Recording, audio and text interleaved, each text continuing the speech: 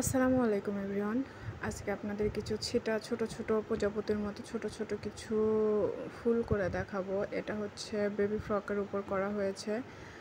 তো এই ফুলগুলো মানে ছোট ছোট প্রজাপতিগুলো খুব সহজেই সেলাই করা যায়। এটা এর জন্য নিলাম 2 তার সুতা নিয়ে আমরা এখন সেলাইটা করব।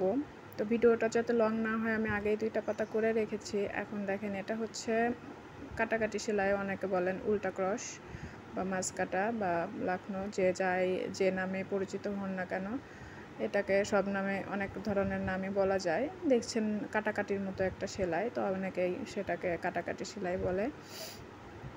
তো এই সেলাইটায় কিন্তু ভরাট না, আবার ভরাট কোনো সেলাইয়ের মতো কঠিনও কোনো সেলাই না, খুব সহজ একটা সেলাই দিয়ে কিন্তু আবার খুব নিখুঁতভাবে ভরাটের কাজও করা হচ্ছে। দেখছেন যে সুন্দরভাবে পাতাগুলো ভরাটও হয়ে যাচ্ছে। আসলে 3 পাতার মিশ্রণেই আমরা প্রজাপতির মতো একটা, যেহেতু ছোট বাচ্চাদের ফ্রক, তো একটা সুন্দর যাতে আকর্ষণীয় লাগে সেভাবে একটা ডিজাইন তৈরি করেছি।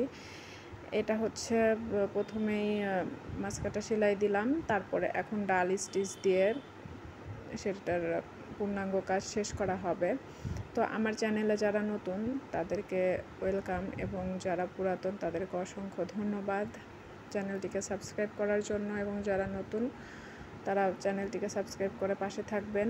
এবং আপনারা যদি নতুন কাজ শিখে থাকেন তাহলে আমার চ্যানেলে অনেক ভিডিও দেওয়া আছে এরকম টিউটোরিয়াল, আপনারা সেখান থেকে দেখে কাজ সম্পূর্ণ শিখেও কিন্তু কাজ করে নিতে পারবেন।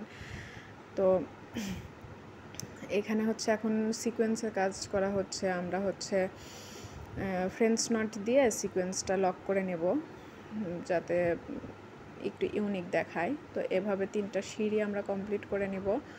কমপ্লিট নেওয়ার পর দেন আসল সৌন্দর্যটা ফুটে উঠবে। তো আমার চ্যানেলের সঙ্গেই থাকবেন এবং নিত্য নতুন ভিডিও পেতে বেল আইকনটি বাজিয়ে রাখবেন, যাতে আমার পরবর্তী ভিডিও আপলোড করার সাথে সাথে আপনাদের কাছে সেটা পৌঁছে যায়। তো সকলেই ভালো থাকবেন, সুস্থ থাকবেন এবং আমার জন্য দোয়া করবেন। আল্লাহ হাফেজ।